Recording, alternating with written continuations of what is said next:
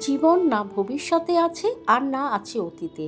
জীবন তো কেবল এই মুহূর্তে আছে, অর্থাৎ এই মুহূর্তের অনুভব করাকেই জীবন বলে।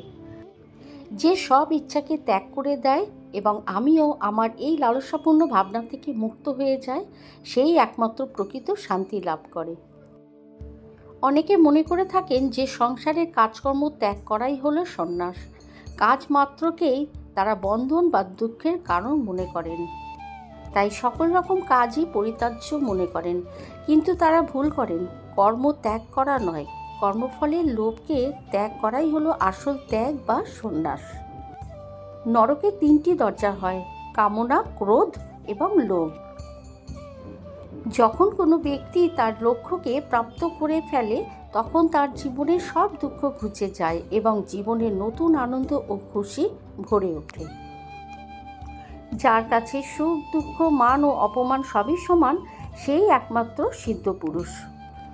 দুর্বলই কেবল ভাগ্যের দোষারোপ করে আর বীর ভাগ্যকে অর্জন করে।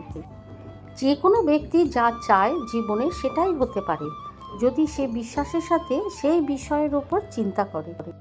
কর্ম করে যাও, কিন্তু ফলে চিন্তা করো না। আত্মার জন্ম নেই, না কখনো মৃত্যু হয়। শরীর নষ্ট হয়ে গেলেও আত্মা নষ্ট হয় না। ভগবান শ্রীকৃষ্ণ। খালি হাতে এসেছো, খালি হাতে চলে যাবে।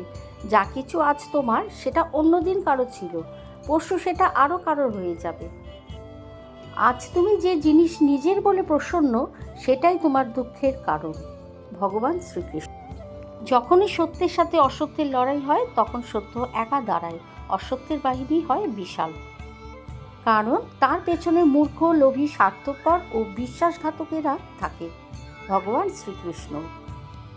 সময় কখনো মানুষের নির্দেশিত পথে চলে না, মানুষকে সময়ের নির্দেশিত পথে চলতে হয়।